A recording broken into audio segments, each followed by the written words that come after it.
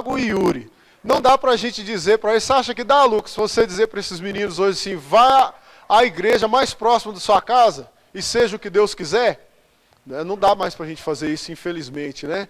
Porque fazendo isso, nós não vamos estar amando tanto os meninos, que a gente pode estar, na verdade, precipitando os dois num barranco, né? Empurrando os meninos, infelizmente, para o despenhadeiro.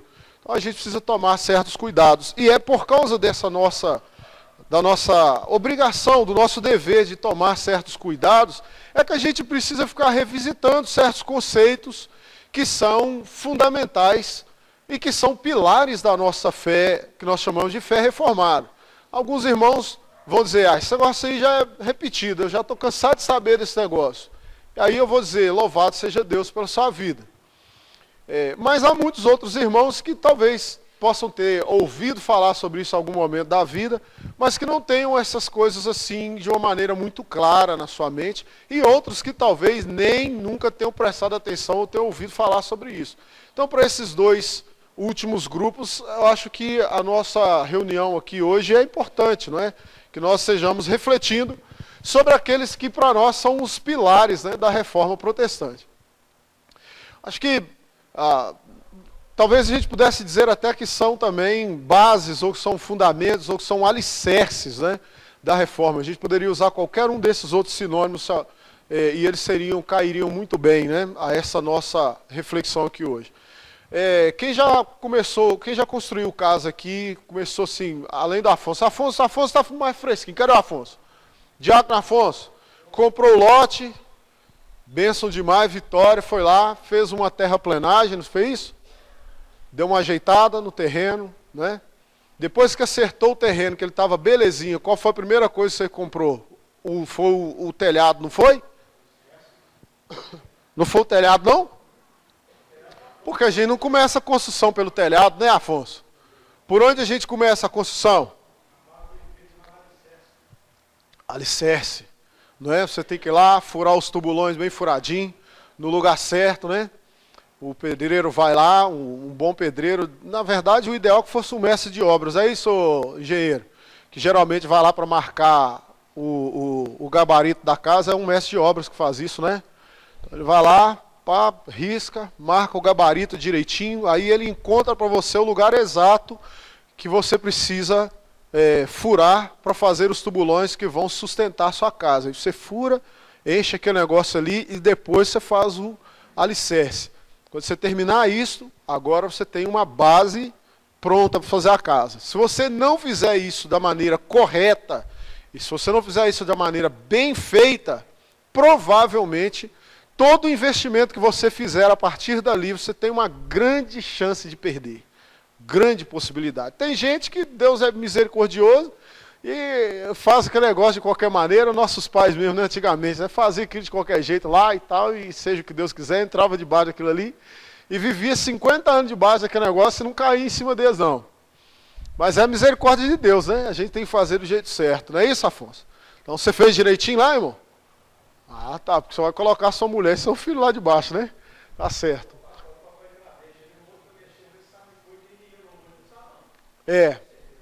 Pois é, então assim, a gente precisa tomar esses cuidados. Agora, se para construir uma casa a gente tem que tomar cuidado desse jeito, vocês acham que para construir uma interpretação, uma leitura fiel da vida a partir das Escrituras, que nós chamamos isso de teologia, para construir uma boa teologia, vocês acham que não precisa ter um bom alicerce? É lógico, é a mesma coisa. Toda a teologia periférica que a gente conhece, que são questões secundárias, né, discussões secundárias, que a gente, vez por outra, esbarra nelas na igreja, só vai ser uma boa teologia, apesar de ser secundária, né, se nós tivermos por baixo dessa teologia secundária algo que seja substancial, que seja sólido o bastante para sustentar tudo isso por cima. Assim como você pode fazer a parede mais certinha, mais retinha, a coisa mais bonitinha para uma casa, mas se você não tiver uma boa estrutura por baixo, que negócio vai trincar tudo. Você faz, fica bonitinho, bonitinho, coisa mais linda. Faz no tempo de seca, que é melhor ainda para enganar a pessoa, né? Para ele achar que ficou bom. Constrói aquilo no tempo que está tudo sequinho, aí faz com as paredes bonitas, primeira chuva que vem, dá uma descalçada no terreno, aí começa a aparecer trinca para tudo que é lugar. Porque o terreno vai ceder, não tem um alicerce bom, não tem uma estrutura boa por baixo, e aí aquela casa linda começa a aparecer buraco para tudo que é lado, não é? Então, isso acontece com teologia também? Sim. E os nossos irmãos se preocuparam muito com isso. Bom, basicamente, quando nós falamos de pilar ou de fundamento ou base para uma boa teologia, especialmente a teologia reformada, né, tem muitas outras coisas que a gente pode dizer, porque a teologia reformada é uma coisa gigantesca.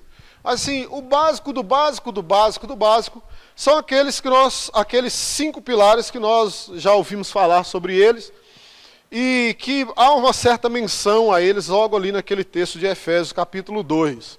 Não aparece todos explicitamente, mas alguns aparecem assim, de uma maneira muito clara. Você lê o texto, você já percebe que eles estão ali, não é? Então você vai encontrar aí esse texto e vai ler junto com os seus irmãos aí a uma só voz, por favor. Efésios capítulo 2.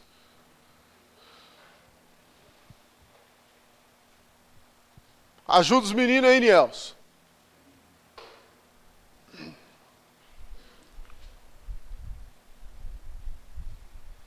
Achei que o Niels ia dizer sim, quem vai me ajudar, né? Disse não. Glória a Deus. É crente, menino, é crente.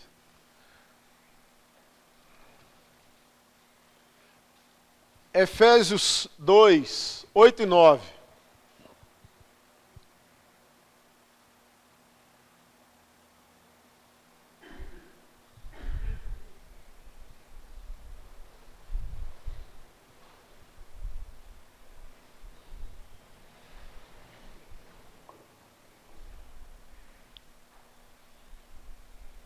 Encontrou aí, Gerardo? Glória a Deus. Oh, Jesus, está treinado, né, para usar espada, né? É isso aí. Espada tem que tomar cuidado, né, na hora de usar, porque senão você acaba cortando com ela, né? Tem muito crente aí que não sabe usar direito, daqui a pouco sai todo machucado, né? Não era para isso.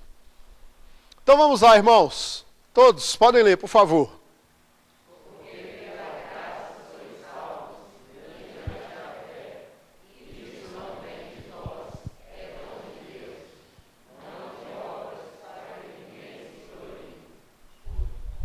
Muito bem. O 10 nós vamos deixar para mais tarde. Mas o 2, 8 e 9. Mas o 10 também é muito importante, viu, meninos? O versículo 10 geralmente é aquele que nós costumamos dizer em teologia que orienta a nossa praxis, não é, cristã. Então, nós temos a teoria do cristianismo, basicamente, né, nesses 2 versículos que a gente leu, né, a essência do cristianismo. E no versículo 10 nós temos o objetivo do cristianismo. O cristianismo tem uma razão de ser e tem um objetivo, né, também. Então é o versículo 10. Muito bem. Vamos lá. Nós estamos, então, falando aqui, só falando de bases, né, da reforma. Basicamente nós estamos falando daquilo que nós conhecemos como os 5... 5 o quê, Nilza? Baixa a máscara aí, Nilza, que não dá para entender nada.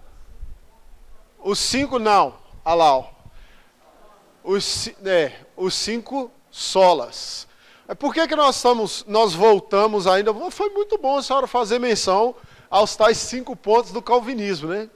Por que a gente não mencionou isso? Porque, tá vendo, viu, presbítero Edivar, eu não disse aqui que a reforma é um negócio muito grande, que a gente tem uma série de outras coisas que são muito importantes, mas que essa daqui é um pouco mais fundamental. Qual a diferença entre os 5 solas e os 5 pontos do calvinismo? Só para aproveitar a oportunidade, já que a irmã mencionou aqui, pode ser que essa seja uma confusão para outros irmãos. Basicamente, os 5 pontos do calvinismo são pilares de uma teologia reformada específica, a teologia calvinista. Mas o calvinismo não é a reforma, é? Não. O calvinismo é uma parte da reforma. Dentro do movimento reformado, a gente tinha luteranismo, a gente tem os zwinglianos, a gente tem os calvinistas, a gente tem menonitas, todo mundo aqui é reformado, entre aspas, não com a letra maiúscula, tá? Reformado com letra minúscula, como oriundos da reforma protestante. Mas não é todo mundo calvinista. Entenderam isso? Agora, os 5 solas são genéricos, digamos assim. Esses aqui se aplicam a qualquer grupo, ou pelo menos deveria, né, se aplicar a qualquer grupo que se considerasse protestante. Por isso nós fomos nele e não fomos os 5 pontos. Isso que nós vamos falar hoje, em tese, deveria valer para a fé de qualquer protestante na face da terra, independentemente de qual alinhamento específico da sua teologia protestante. Se ele é batista, se ele é presbiteriano, se é quadrangulino, não importa. Todos eles deveriam se submeter a esses chamados 5 solas. Entenderam isso? Os 5 solas não têm vertente teológica específica. A vertente deles é unicamente bíblica e deveria ser válida para todos os cristãos protestantes na face da terra. Por isso, acredito que eles são muito mais fundamentais, basilares, do que os 5 pontos do calvinismo. Bacana? Beleza, Nilson? Agora ficou bem diferenciadinho aí, né, na cabeça da gente. Os 2 é 5, mas um é um, o outro é outro. Não é isso? Pronto, não confunde mais nunca, né? Mas depois da frase como essa que eu acabei de dizer, né? Pois bem, então quais são os 5 quê, Nilza, que nós vamos falar hoje? Isso, vou tirar a máscara de novo, Nilza. Isto, 5 solas, né, da reforma protestante. A reforma, quando você for mencionar no sentido que nós estamos dizendo ali, sempre letra maiúscula, viu, irmão? Se você for escrever em algum lugar, tá? A reforma ali é um nome próprio, tá? Um substantivo próprio. Muito bem, qual é o primeiro? Esse negócio aí aparece muitas vezes escrito em latim, mas nós não falamos latim mais. Há um bom tempo, né? Até há muito mais tempo do que os nossos irmãos romanos, né? Nós não mexemos mais com esse negócio de latim. Inclusive esse que é um dos pilares da reforma também, né? Nós vamos falar sobre ele logo mais adiante. Dentre os 5, tem um que serve como justificativa para nós não usarmos mais o latim. Quem gosta muito de latim é pastor exibido. Aí você fica colocando lá, sola isto, sola aquilo outro, sola aquilo outro. Aí você fala sola, sola, você vai pensar que o sujeito está tocando guitarra, né? Mandando solar, solar, né, o presbítero Eliezer? Mas o sola simplesmente significa só, ou somente, tá bom? Unicamente. Viu, Rainer? Entendeu? Tá certo. Traduzido esse negócio no sola gracia, né, que a gente escreve com T, e o T no latim, inclusive, pronuncia-se, na maioria das vezes, como C mesmo, viu? Apesar de ser o T. E a maioria dos latinos aí, que gostam de falar latim, não sabe disso também, né? Aí fala sola gratia, né? Sola graça. Só a graça é o primeiro ponto. Você viu isso no texto que você leu aí, Rainer? Viu? Você viu isso aí, Rainer? Lê de novo aí, irmãos, para ajudar o irmão aí, para ver se ele lembra, se tem esse negócio lá.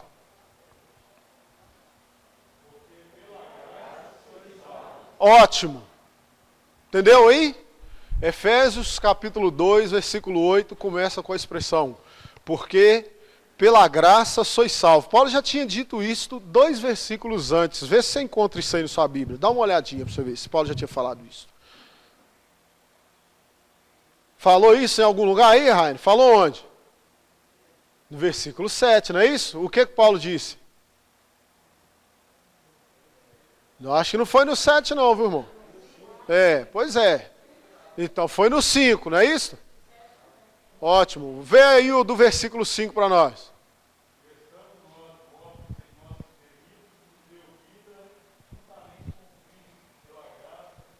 Ótimo, é porque eu queria a expressão idêntica, né? Paulo repete isso. Por que os gregos repetem as coisas? Eu já disse para os irmãos. Por quê? Os gregos não repetem porque para ser repetitivos, né? Os gregos repetem para ser enfáticos, tá? Então, se você perceber no texto bíblico seu, alguma ideia que fica se repetindo, de repente vocês já repararam que tem pequenos trechos bíblicos que você está lendo que uma mesma coisa é falada 3, 4, 5 vezes. Aí você fala assim, tá doido, por que ficar repetindo a mesma coisa? Eu já vi isso, você já falou 2, fala de novo. Na carta aos Filipenses mesmo, que a gente está estudando aqui à noite, o apóstolo Paulo diz assim, a mim não me contrista, né? Ele fala, não fico contristado, não é pesado para mim o dizer sempre as mesmas coisas, né? Porque Paulo sabe que ele está enfatizando a ideia dos alegrai-vos no Senhor. Ele repete isso, acho que umas 3 ou 4 vezes ao longo da carta. Fica repetindo. O que é isto? ênfase. Ele quer que você preste atenção para o fato de que isto é importante. É muito importante.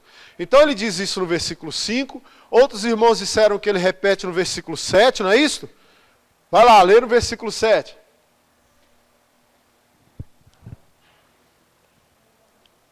Lê aí, Tião.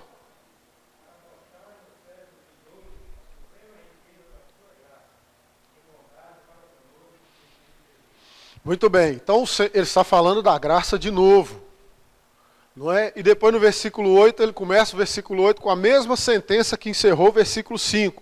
Pela graça sois salvos mediante a fé. Mas nós vamos enfatizar a questão da graça aqui, né? Então, quando nós vemos essa figura da graça nas Escrituras, basicamente do que é que nós estamos falando aqui, né? Nós estamos falando sobre a disposição gratuita, a disposição livre, absolutamente livre da parte de Deus em doar aos homens, às suas criaturas, né? Mas aqui aos homens, bênçãos eternas. Que bênçãos eternas seriam essas aí, basicamente?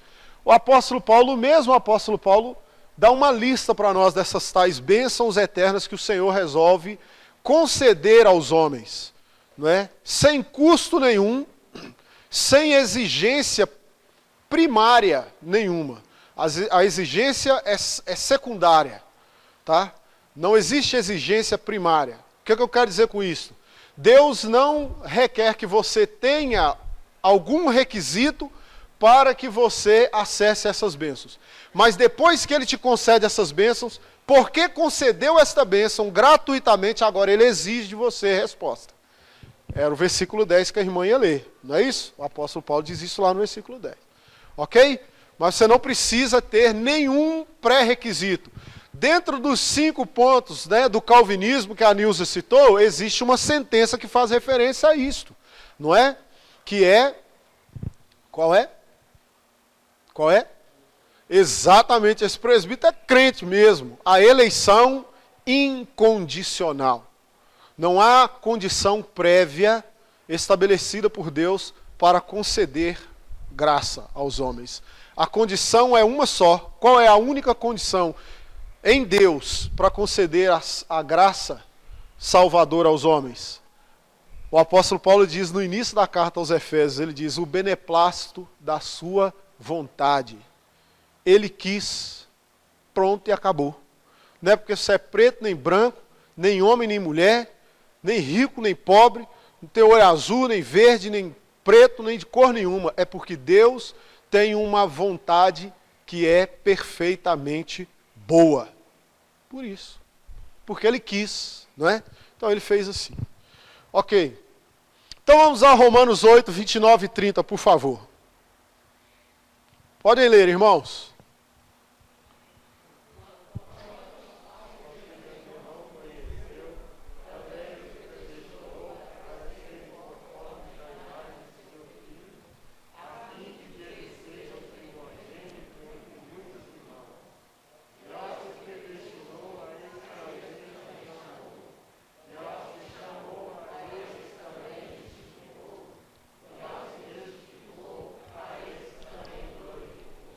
Muito bem, então aos que de antemão conheceu, está lá no começo do versículo 29, aí você já pode pular direto para o versículo 30, porque né, isso é como se fosse um grande parêntese. Aos que de antemão conheceu, a estes também predestinou. Aí, versículo 30, e aos que predestinou, a estes também chamou. E aos que chamou, E aos que justificou, glorificou. Olha que coisa, né, rapaz? Aparece aí, né? Uma função verbal que nós não temos em português, né? Não existe em português o auristo, né, que aparece aí. É uma ideia de uma ação, não é passada nem presente nem futuro, é só uma ideia, é uma coisa meio estranha. Por isso que a gente não tem em português. Em português, obrigatoriamente, a ação verbal tem que estar num desses três tempos. Ou é passado, ou é presente, ou é futuro. Pode ser um passado perfeito, mais que perfeito, mas tem que ser passado. Pode ser um presente simples, mas tem que ser presente, ou pode ser o futuro, até futuro do pretérito a gente tem, mas auristo não tem não. Tá? Então o que acontece? Geralmente essa ação verbal aí é traduzida como se fosse um passado perfeito para nós, tá? O que é um passado perfeito? Uma ideia de algo que aconteceu no passado e esta ação se encerrou lá. Não há reflexos dela aqui, ok? Isso é o passado perfeito. É assim que a gente traduz o auristo aqui. O que isso significa para nós? Significa que a glorificação que nós tanto esperamos, em Deus já é um fato, resolvido, absolutamente concretizado. Deus não vai glorificar a sua igreja. Ele já glorificou. Por isso essa tradução é feita assim. A glorificação não é um ato futuro do ponto de vista de Deus. Isso é só do nosso ponto de vista. Do ponto de vista de Deus, a glorificação é um ato concluído, absolutamente resolvido. Portanto, todo o plano de salvação, não é, todos os passos, na verdade, que Deus estabeleceu para que o homem fosse salvo, já estão todos em Deus concluídos. Ele conheceu, ele elegeu, ele justificou, ele chamou, desculpe, e depois que chamou, ele já justificou e ele já glorificou. Ele já fez tudo que precisava ser feito para que o homem fosse cabalmente salvo. Absolutamente tudo. Ok? Bacana demais? Isso é o que nós chamamos de, são bênçãos eternas que o Senhor concede ao homem pela graça. Veja, como isso só pode ser pela graça? Nós nem chegamos ainda à segunda vinda de Cristo Jesus, e o Senhor diz que nós já estamos glorificados com Ele. Entende isso? Isso são bênçãos eternas.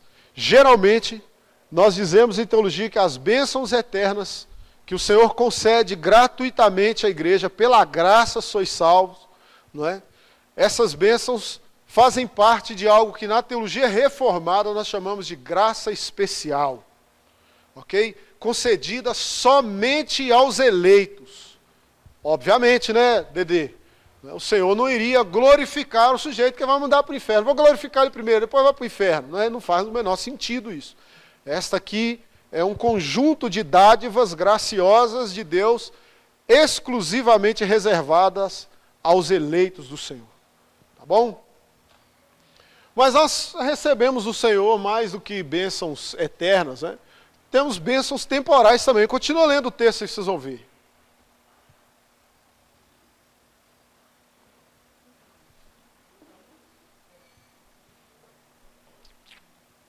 Leiam.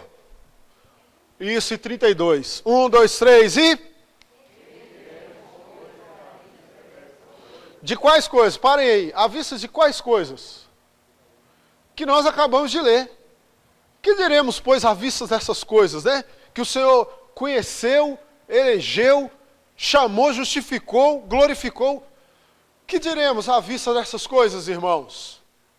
Paulo responde.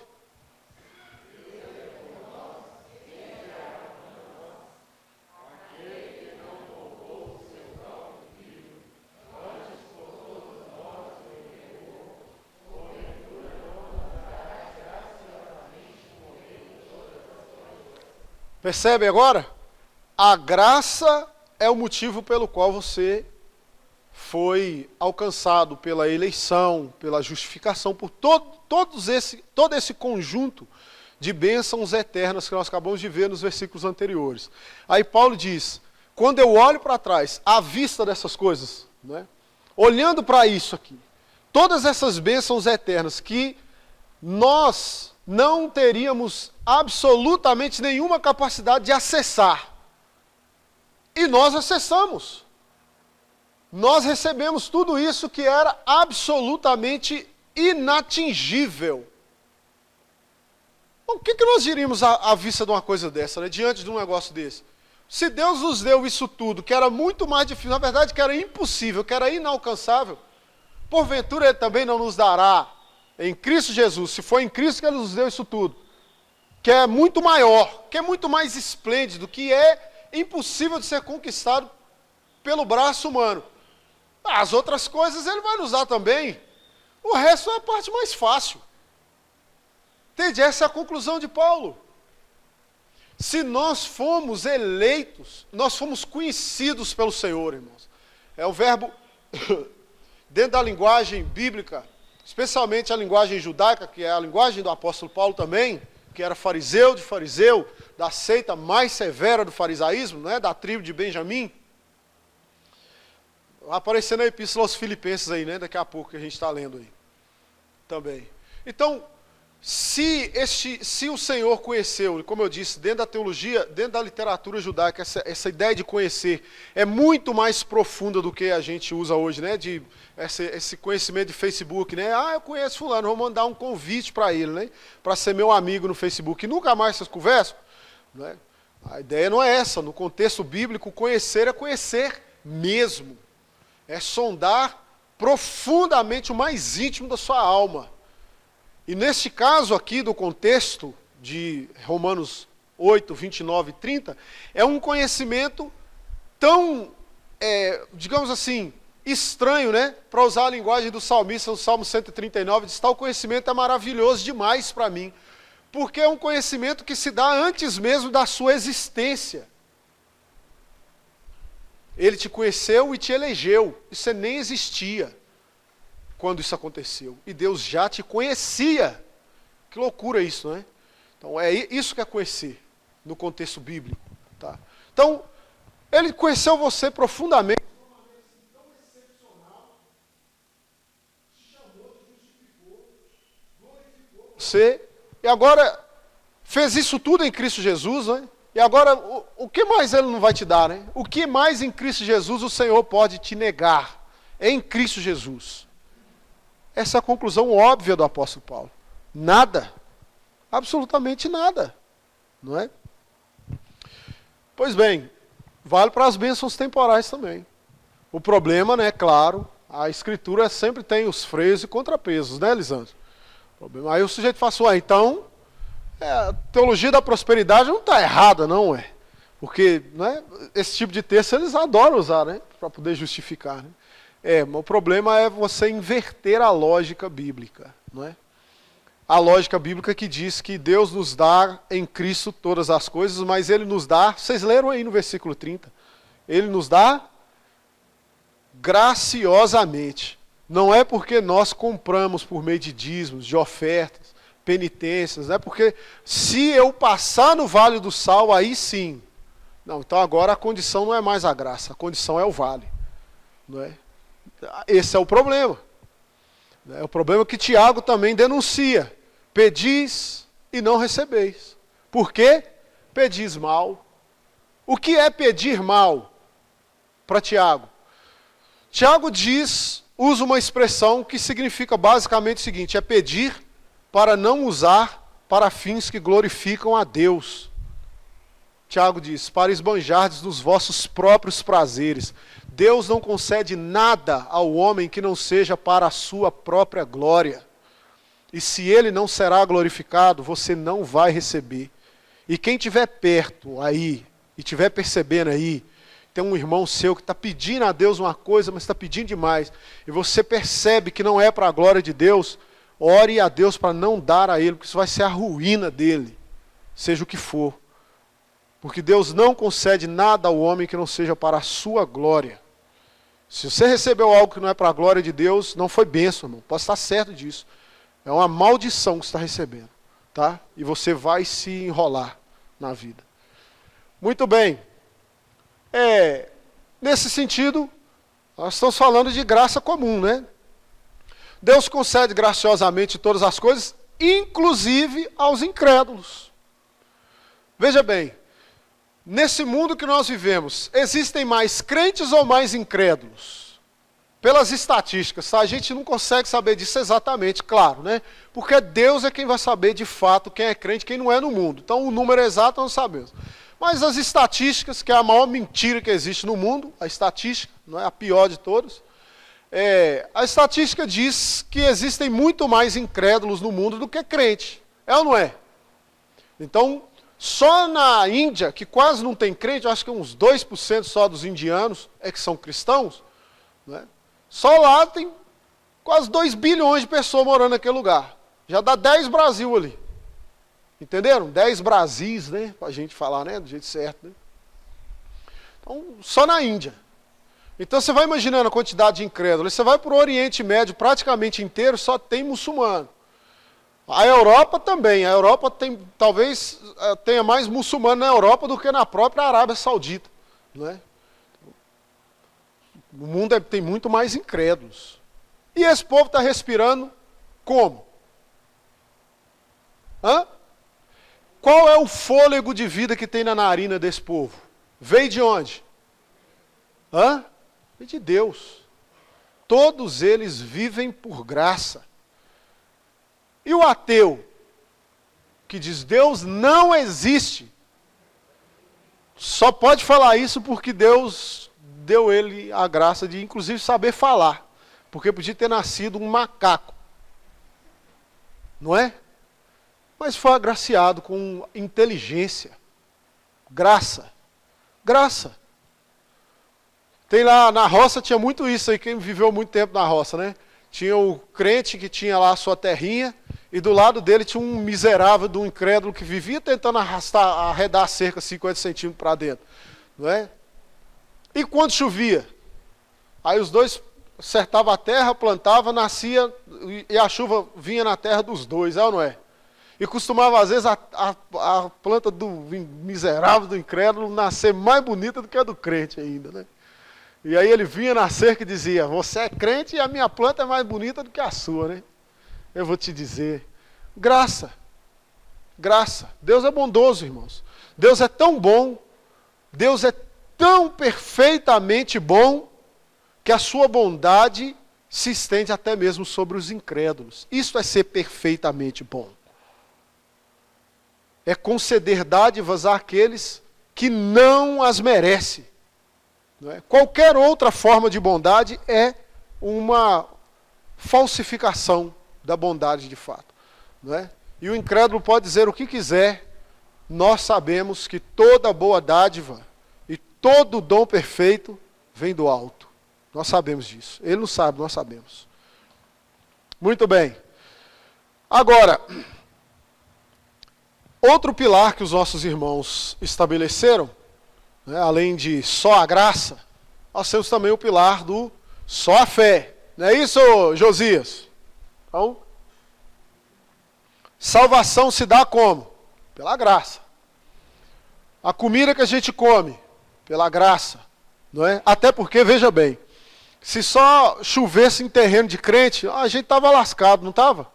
Porque, Porque pensa bem, os crentes, somente os plantadores crentes são suficientes para abastecer o mundo de comida? Não é. A gente não tem posse de tanta terra assim.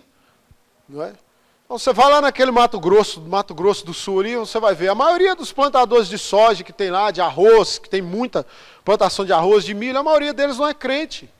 Não é? E são eles que abastecem as nossas casas. Né? A gente come o fubá que o incrédulo planta. Não é? Seguindo rigidamente o princípio estabelecido por Salomão, de que o incrédulo ajunta para o crente comer. É ou não é? Então, louvado seja Deus por isso. Né? Vamos lá. Então, só a fé também é um pilar. Então, o apóstolo Paulo disse aí, porque pela graça sois salvos mediante a fé. Está aí. O que eu preciso para acessar a graça salvadora de Deus? A multiforme graça salvadora e abençoadora e mantenedora de Deus. O que é que o homem precisa? Daniel. Hein? Fale, rapaz. Hã? Fé. Isto mesmo. Creia e fale, rapaz. Pecador. Pois bem, é a única condição, né, estabelecida por Deus. Agora nós temos um problema. Fé. O que é fé? O que é fé? Ó, a dona Geralda começou a soltar ali, dona Geralda. O que é fé, dona Geralda? Não, a fé.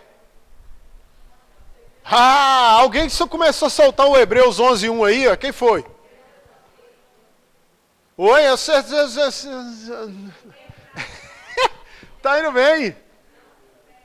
Como é que é?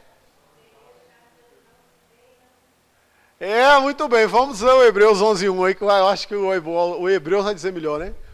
Decora esse texto. Você está bem, quem disse aí, a certeza das coisas não se esperam. Está indo bem, esse é o caminho mesmo. Mas aí, tenta decorar esse texto, é um versículozinho tão curtinho, né? Muito bem, vamos lá. Hebreus 11:1. Porque a fé é o quê?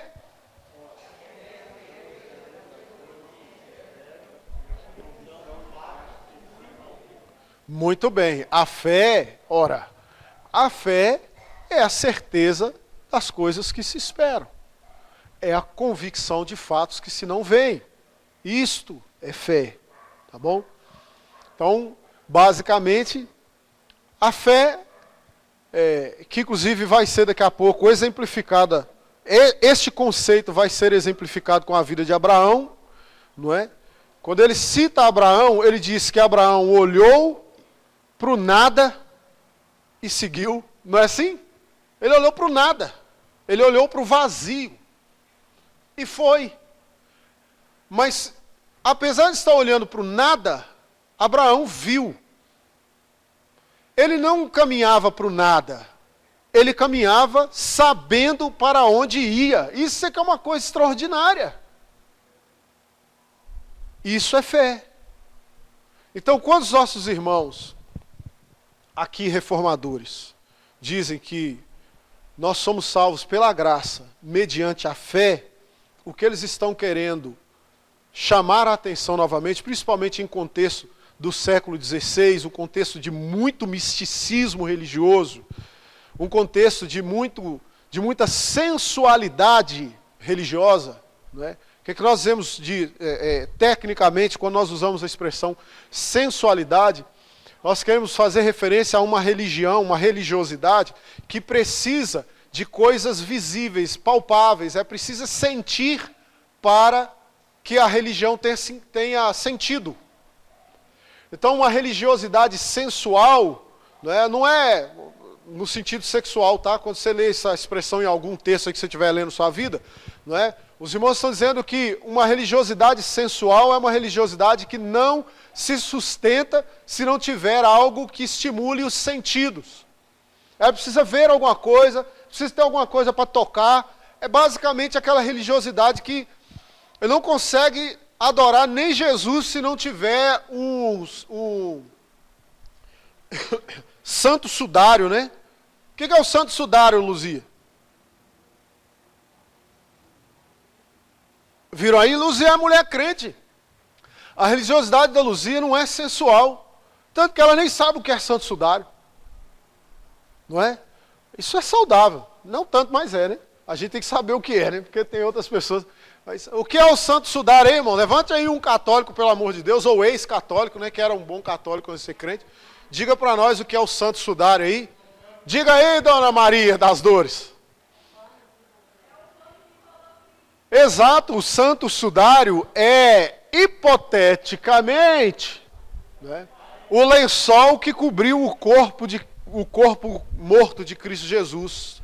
Aquele lençol que é mencionado nos evangelhos, que dizem que quando o apóstolo Pedro chegou, ele não viu nada senão o lençol. Vocês lembram disso? Aquele lençol recebe o nome, né? Na Igreja Católica recebe o nome de Santo Sudário, tá bom? Então, as pessoas não conseguem adorar Jesus se não tiver um lençol. A tradição diz que Pedro entrou no sepulcro, então, ele viu o lençol, entrou no sepulcro, pegou o lençol e levou para casa. Não é? Meu Deus do céu, gente. É. Também, né? Exatamente. Que o Santo Sudário é uma coisa curiosa, né? Diz que tem uma imagem de Jesus, né? No Sudário que foi marcada com o sangue dele, assim, né? É um milagre mesmo. Se realmente aconteceu, é um milagre, porque eu já vi muito morto, já vi, no tempo que eu morava em favela, já vi muitos mortos, bastante ensanguentados, e a maioria deles geralmente é coberta com um lençol, e a mancha que fica no lençol não tem nada a ver com o rosto da pessoa, não marca no corpo do desenho bonitinho não, só fica uma mancha de sangue, não é? Porque o sangue espalha, né? Ele não forma uma tatuagem bonitinha, né? No negócio. Então é um milagre mesmo, né? Se for, só pode ser um milagre, né? Não tem lógica isso. Né? Mas está aí. Jesus só é real por causa do Santo Sudário.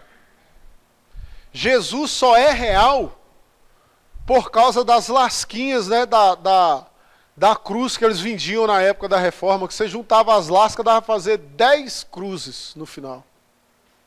Com as lasquinhas que eles vendiam para o povo. Né? Então, os reformadores estão dizendo, não. Irmãos, a fé é a convicção de fatos que se não veem. A fé é a certeza de que Cristo caminha com a igreja e Cristo está presente na vida da igreja, simplesmente porque Ele disse que faria isto. Você não precisa ter nenhuma epifania na sua vida. Não precisa. Outra coisa comum naqueles dias eram os visionários da fé, né? Não visionário no sentido que a gente tem hoje, de pessoas que têm que são entusiastas de certas coisas, não. O visionário é o gente que tinham visões mesmo, que ficavam, né? Como hoje a gente tem aí em muitas igrejas. Uma fé baseada unicamente, quase que exclusivamente, nas visões que o sujeito tem enquanto está dormindo. Os reformadores disseram, não é isso que é a substância da nossa fé. Não é nisto que nós cremos. Nós somos salvos pela graça, mediante uma fé que é a fé genuína, que é a certeza das coisas que nós esperamos. É a convicção de que se eu nunca vir Jesus em lugar nenhum, Ele ainda assim estará em todos os lugares.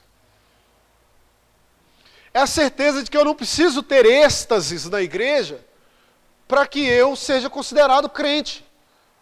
É a certeza de que se na minha igreja ninguém sapateia, nem relampeia e nem pega fogo, nós somos crentes do mesmo jeito. Porque não é isto que nos faz crentes, é a convicção de que eu não preciso ver nenhuma manifestação extraordinária para que eu seja um salvo. Não preciso. Eu estou convicto disto. Diz o autor da Epístola aos Hebreus que Abraão não herdou nem um palmo da terra. Morreu sem herdar um palmo sequer. Ele teve um pedaço da terra antes de morrer, mas comprou. Teve que comprar e pagar, que foi a gruta de Macpela, não é isso? Lembra dela? A gruta de Macpela, onde ele enterrou a morta dele, né? Que ele usa essa expressão tão pesada, né? Me vende a gruta para eu sepultar a minha morta, né? Onde ele sepultou Sara. Aquilo ficava na terra prometida. Então, ele tomou posse antecipada, né? Que bênção isso. Mas nem sabia que era aquilo ali. Morreu sem ver. Morreu sem ter um palmo do lugar. Para dizer, é meu. Entenderam? Então é isso aí. Fé reformada é isto. Você olha para os céus, você olha para si mesmo, e se você é crente de verdade, você tem uma certeza na vida. Que você não merece estar no céu. De jeito nenhum. Se tem alguém no mundo que não merece, esse alguém somos nós.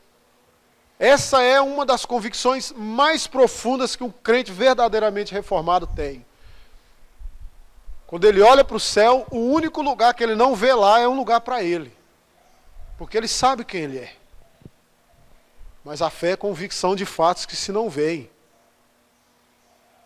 E eu sou salvo não porque eu sou santo, mas pela graça. Isso é fé reformada. 13:11 de Hebreus? 11:13.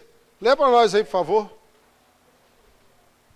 Todos estes morreram na fé sem ter obtido as promessas, vendo-as, porém, de longe, e saudando-as e confessando que eram estrangeiros e peregrinos sobre a terra. Isso. Porque os irmãos não estavam... Isso. Os heróis. Eles não estavam olhando para um pedaço de terra. Eles estavam olhando para o céu. Eles eram estrangeiros, peregrinos. Não é aqui o meu lugar, né? Então eles olharam e saudaram. E sabiam para onde estavam indo, né? Vamos lá. Porque pela graça sois salvos, mediante a fé. Isso não vem de vós, é dom de Deus, não é? Agora, a fé é a certeza das coisas que nós esperamos, é a convicção de fatos que se não veem, mas a fé é objetiva, Meire. Objetiva. Fé em quê? Irmão, leu ali de novo o texto. Quando o Senhor chamou Abraão, ele creu em quê? Abraão é chamado o pai da fé, amigo de Deus. Mas esse homem cria em quê? Ele cria em quê? Ele cria em quê? Gálatas 3,16.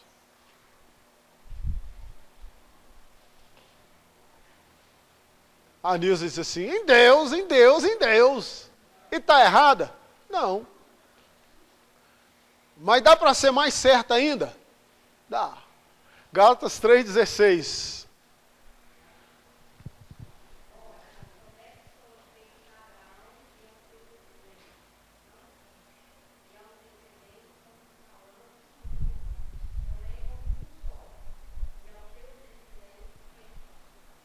Muito bem.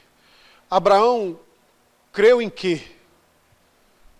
Abraão creu em Cristo. Cristo é Deus, viu, Nilza? Mas ele é uma das pessoas da Trindade. Às vezes a gente precisa especificar, porque o irmão até mencionou a questão da economia trinitária ontem, né? No estudo que ele fez lá na SAF. Dentro da economia trinitária existem certas funções que só são exercidas por uma das pessoas da Trindade, tá? Então, quando nós usamos o termo Deus, a maioria das vezes ele está fazendo uma referência genérica a todos os três entes da Trindade, tá? Um Deus triuno. Mas há certas questões que nós precisamos especificar. Quando a Escritura diz Abraão creu em Deus, aí você lê mais um pouquinho, você chega lá na frente, você vê a Escritura especificando qual das pessoas do Deus triuno era que Abraão estava fitando. Em quem ele estava olhando de fato. Em quem ele realmente estava crendo. Dentro da economia trinitária, Abraão creu em Cristo Jesus. Ele creu que se tornaria, que era ele o primeiro da linhagem a partir da qual viria o Messias, o Cristo. Entende? E foi esta fé que salvou Abraão. Porque crer em Deus não salva ninguém. É, reverendo? Essa é a diferença entre protestantes e católicos. Assim, Deus é um só. Bacana. Crer em Deus é suficiente? Não, porque até os demônios creem e tremem. Nós não cremos genericamente em Deus, irmãos. Isso é uma distinção absoluta da reforma. Os irmãos estão dizendo aqui que é só Cristo. Somos salvos pela graça, mediante a fé, mas não é fé em Deus, é fé em Cristo. Cristo. Porque os céus proclamam a glória de Deus e o firmamento anuncia as obras de suas mãos. Os índios veem isto e vão para o inferno. Porque ninguém será salvo senão pela fé em Cristo. Crer em Deus não salva ninguém. É preciso que você creia que Ele enviou o seu Filho, que você creia que o Filho morreu para pagar os seus pecados pessoalmente, porque se você não crer que este Cristo, e somente este Cristo, morreu de modo suficiente para perdoar os seus pecados, você vai para o inferno, crendo em Deus. E é só em Cristo. Esse é um grande problema da nossa evangelização hoje, é uma evangelização genérica. Os reformadores fizeram o esforço de dizer, nossa fé não é genérica, nossa fé é específica. A nossa fé é uma flecha que nós apontamos para um alvo, um único alvo que nós queremos atingir, Cristo Jesus. Nós não queremos acertar num Deus que pode ser qualquer coisa. Nós queremos atingir Cristo com a nossa fé. Nós não queremos atingir nenhum dos grandes santos da igreja, homens de Deus, mas nenhum deles dignos de receber a nossa fé. Nenhum deles. E eles mesmos disseram isso, o apóstolo Paulo, chamado de São Paulo, Paulo disse, pois quem foi que morreu por vós? Foi Paulo? Foi Pedro? Vocês se lembram de Paulo dizendo isso, irmãos? Em 1 Coríntios 3, Paulo diz, foi Cristo que morreu por vocês, vocês não são de Paulo, nem são de Apolo, vocês são de Jesus. Eles não são dignos de receber a fé do crente verdadeiro. A Reforma deu este brado. E estava gritando isso enquanto a igreja estava fazendo movimentar a sua máquina de arrecadação de recursos para construir a suntuosa Basílica de São Pedro. A mais suntuosa do mundo, que tem quantidades, valores, pesos incalculáveis em ouro, prata, bronze e pedras preciosas. A igreja estava construindo isto em honra à memória de São Pedro. Enquanto nós não temos nada na falsa religião em honra à glória de Cristo Jesus. Cristo Jesus é um coadjuvante num filme bastante tumultuado que tem um monte de personagem principal. Isso que a Reforma está dizendo. Nós queremos distinguir Cristo Jesus no meio desta bagunça que é a fé cristã nos nossos dias. Queremos deixar claro que o único alicerce que sustenta toda a igreja é Cristo, e Cristo somente. Queremos dizer que a nossa fé será somente dele. Queremos dizer que fomos agraciados para crer nele. Somente a fé. Em Cristo Jesus. Né, Rebeca? Qual Cristo? Essa é uma pergunta. Qual Cristo, então? Hein, Josias? Quarto pilar. O Cristo das Escrituras. Existem outros? Muitos. Muitos. O Cristo da época dos reformadores aparecia em crucifixos onde ele estava pregado lá ainda. Os reformadores disseram, esse não é o nosso Cristo. O nosso Cristo não está mais na cruz. Já começa uma diferença. É o mesmo Cristo, irmãos? Não é. Vira e mexe, eu digo isso aqui aos irmãos. É o mesmo Cristo do cristianismo verdadeiramente reformado. É o Cristo de Caio Fábio? Não é. É o Cristo de Edir Macedo? Não é mesmo. É o Cristo de R.R. Soares, o Silvio Santos da fé? Não é, né? O encantador de velhinhas. Eu nunca vi como é terrível chegar na casa. Irmão, eu sei que está aí já na melhor idade, pelo amor de Deus, passou, bateu no seu portão, desligue o R.R. Soares. Eu fico muito chateado quando chego nas casas, não vou te falar, mas estou te avisando aqui, assim, de repente acerta alguém aí. Pelo amor de Deus, não fica assistindo essas tranqueiragens religiosas não, irmãos. Pare com isso. Você precisa amadurecer na sua fé, pelo amor de Deus, tá bom? Estou dizendo isso com todo carinho, com todo afeto, todo amor do meu coração. Isso está te fazendo muito mal, tá? Muito mal. Não aceite isso dentro da sua casa, não, tá?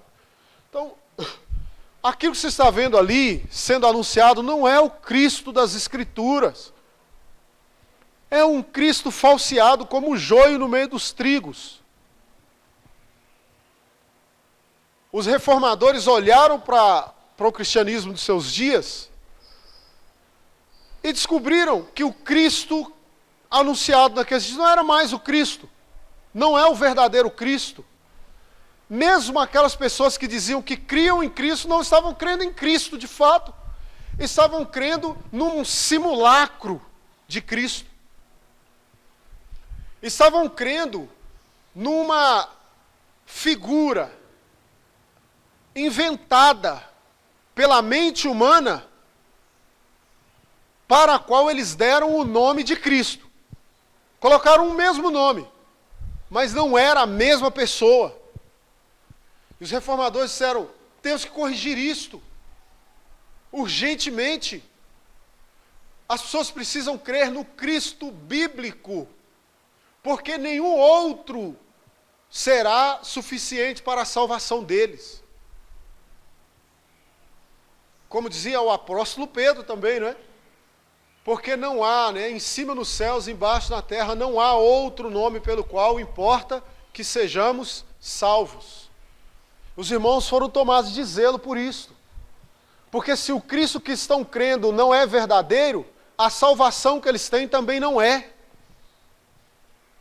Que eles julgam ter. O Cristo que você vai pregar, o Cristo que está sendo pregado nas igrejas hoje, é curandeiro, é psicólogo, é economista, é o que mais? É coach. O que mais, irmãos? Ele é praticamente tudo, menos Cristo. Não é? Ele é instrutor de autoajuda, é professor, mas não é Cristo. O Cristo reformado é o Cristo bíblico. O Cristo reformado é aquele Cristo que subiu à cruz do Calvário porque ama você e morreu por você, mas que pouco tempo antes chegou na porta do templo e quebrou as barracas dos vendedores tudo, e meteu-lhe o burralho na coluna, e arrebentou com tudo, só não tocou fogo porque não tinha isqueiro. Esse é o Cristo da Escritura, é o Cristo que faz o que precisa ser feito para manter a santidade da igreja. Morre por ela e corrige também. Entenderam? É um Cristo completo. Esse é o Cristo da Escritura. Agora, como as pessoas vão conhecer esse Cristo, se o único acesso que eles têm a Cristo é um sujeito que sobe aqui uma vez por semana, fica de costa para as pessoas, 2 horas falando latim e ninguém lá sabe latim. Não tem Cristo para eles. O sujeito faz uma missa em latim e de costas, tem como ser mais estranho que isso? Tem como ser mais ocultista do que isso? É um Cristo maçônico, né? Ninguém pode saber quem é ele de verdade. Aí a gente fala de costa em latim. Para não correr o risco de alguém nem ler os nossos hábitos, nada, não vão deixar nenhum sinal para eles.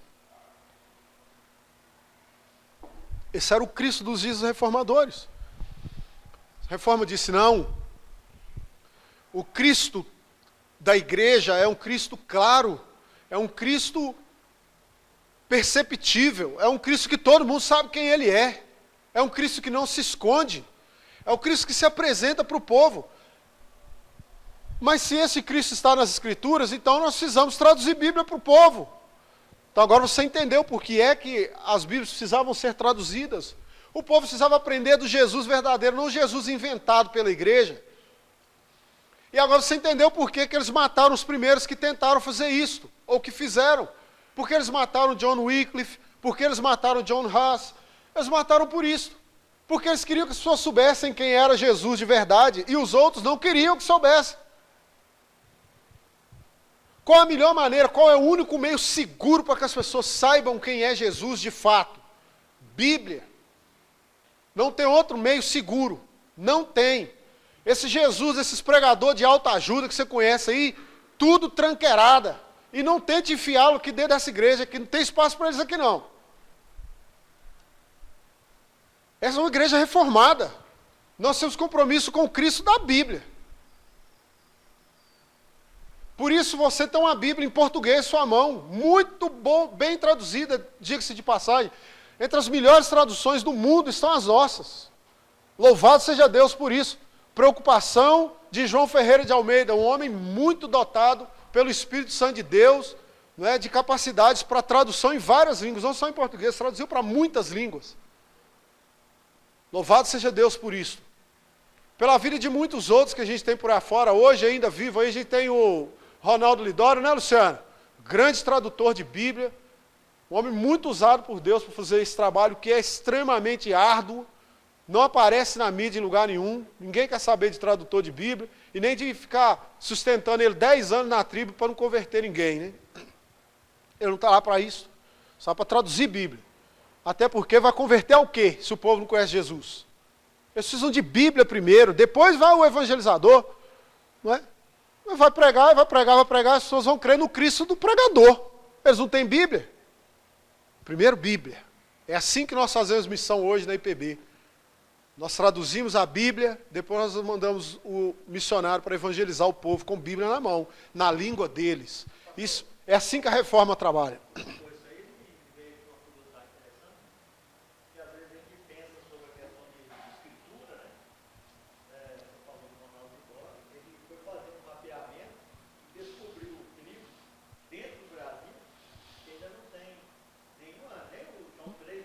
Nada. Sim, é por isso que hoje o foco da tradução bíblica na IPB é no Brasil, principalmente. O Ronaldo Lidório está nas tribos amazônicas. Eu, pelo menos, nem imaginava isso, ele achou um tribo até canibal aí Uhum. no nosso país. Exatamente, nós temos de tudo vocês imaginarem aqui ainda. É muito campo missionário. E os reformadores estavam preocupados com isso. Lutero traduziu para o alemão porque ele queria que o povo conhecesse a Deus diretamente das Escrituras. Pensando nisso, é que a nossa Bíblia tem 7 livros a menos. Por quê? Porque os irmãos queriam que a fé fosse bíblica de fato, genuinamente. Então, os 7 livros que nós chamamos de apócrifos e os católicos chamam de deuterocanônicos, né?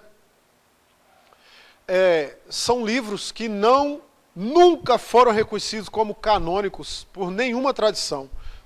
Os judeus nunca reconheceram como canônicos. Eles já foram escritos em grego para começo de conversa, não é? Então como é que eu tenho um livro no Antigo Testamento escrito em grego? Isso não faz o menor sentido. O livro escrito durante o período chamado de silêncio profético. Deus não falou nada, como é que eu tenho um livro que é inspirado por Deus se Deus estava em silêncio? Não havia inspiração, a inspiração estava pausada, vamos dizer assim. Deus pausou a inspiração, não é, bíblica por 400 anos. Esses livros foram todos escritos dentro desse período, eles não são palavra de Deus. Os reformadores tiveram essa preocupação. Tinha isso daqui. Isso aqui é uma contaminação no cânon das Escrituras, de fato. Não é? Isso é lixo que está aqui dentro. Não é? Em termos de canonicidade, é lixo. Tá? Tem valor histórico, unicamente histórico. Você vai ler como um registro do período, né? Um registro histórico do que aconteceu com o povo de Deus naquele período, mas não tem nenhum valor canônico, nenhum dos 7. Tá? Então, preocupação com uma fé genuína. E não existe fé genuína que não seja bíblica, irmãos. Não existe. E por fim, agora, Ivânia, eu vou te dar a graça de ler o versículo 10 para nós. Agora sim. Ivânia vai ler para nós o versículo 10 de Efésios capítulo 2. Por favor, irmã.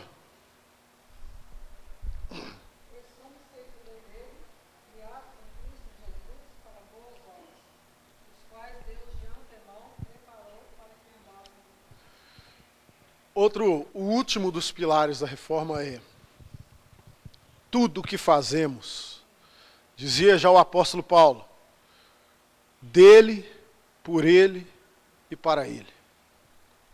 Nós somos feitura dele. Nós fomos criados em Cristo Jesus para a glória dele. O Senhor nos criou, o Senhor nos agraciou, o Senhor nos deu fé em Cristo, o Senhor nos deu Bíblia para a gente conhecer o Cristo verdadeiro.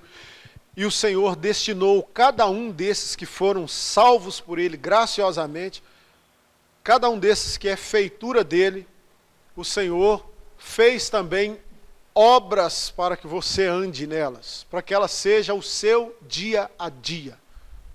Quem já assistiu os filmes de Indiana Jones? Já assistiu, Lisandro? Indiana Jones?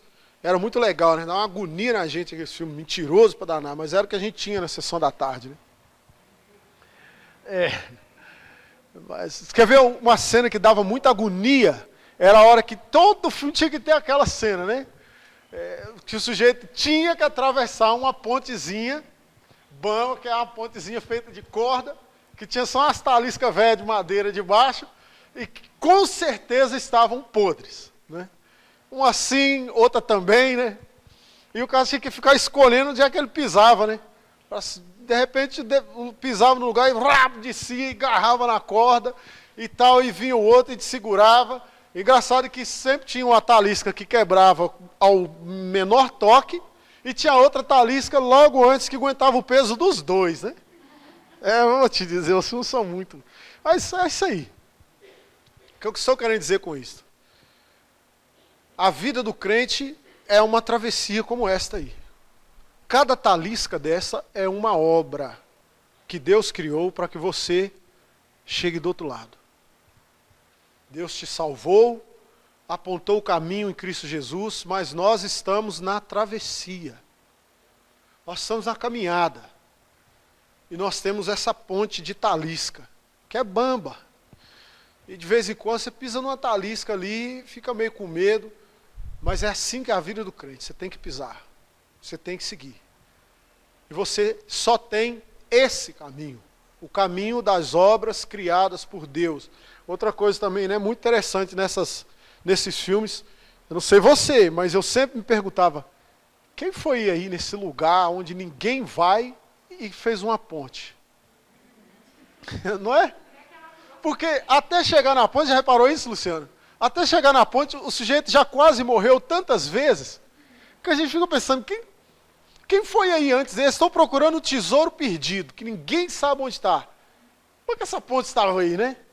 O sujeito foi, cortou as taliscas certinha, fez a ponte bonitinha. Meu Deus, né? Não faz sentido. Então, deve ter sido uma ponte de Deus, né? O Senhor fez ela lá, quando criou o mundo, criou a ponte lá, porque um dia o Indiana Jones ia ir lá, né? Pois é. Nós temos da parte de Deus também essa mesmíssima caminhada, irmãos. Vai pisando cada talisca e vai seguindo. Para que nós andássemos nela. Não existe possibilidade de você andar no outro caminho. Essa consciência que a maioria de nós perdeu. A maioria de nós acha que a única boa obra que Deus criou para que nós andássemos nela é vir na igreja uma vez, no máximo 2 vezes, no domingo, e dar dízimo e oferta, e olhe lá também. Será que o nosso Deus, deixa eu fazer uma pergunta ontológica sobre o ser de Deus, você realmente acha que Deus é tão pobre de ideia que a única coisa que Ele pensou em fazer para você é vir na igreja e dar dízimo? Você realmente acredita nisso?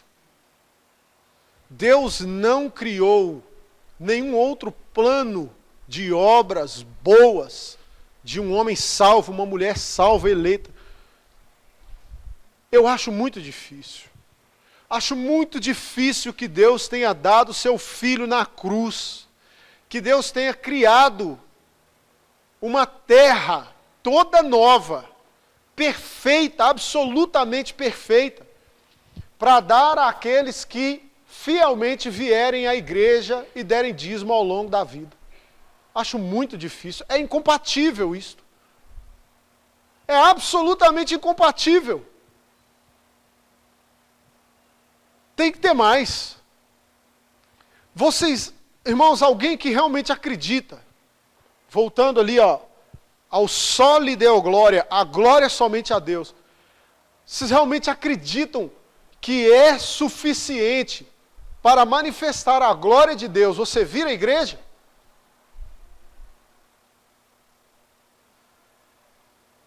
Eu acho que é muito pouco. Pior do que isso. Considerando que isso não passa de uma obrigação. Aí diminui mais ainda a possibilidade de que isso seja suficiente.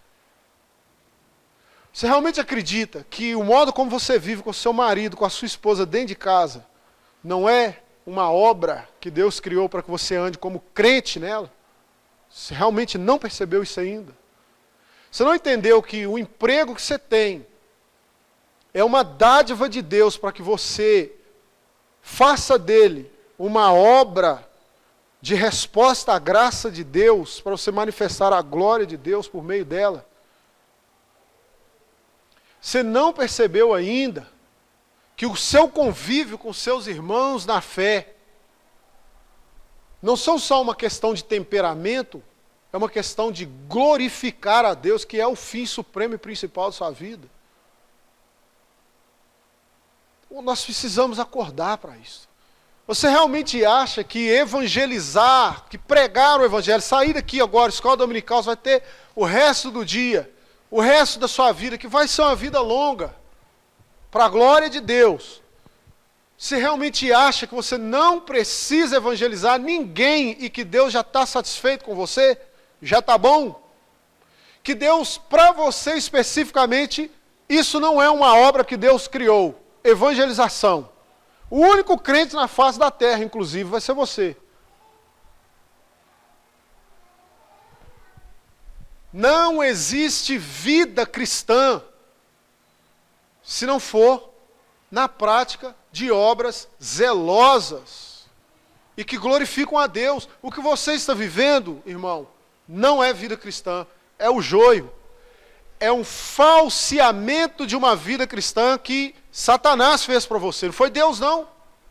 Para que você vivesse enganado pelo resto da sua vida, achando que é crente.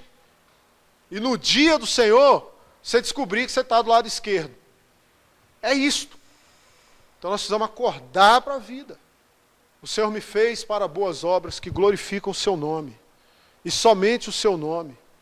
Então você foi agraciado, você recebeu fé, você conseguiu direcionar sua fé para o lugar certo, Cristo Jesus. Olha só, quanto sucesso você já tem tido da parte de Deus. Você recebeu de Deus a Escritura na sua língua para você ler, para você estudar, para você conhecer o Cristo verdadeiro. E agora, irmão, você tem que glorificar a Deus por tudo isto. E não tem outro meio de fazer isso senão andando nas obras que Deus criou para você. Não tem outro jeito, não. Você é feitura de Deus. Olha nas obras que Deus fez para você, em nome de Jesus. Vamos ficar em pé? Senhor, te exaltamos em nome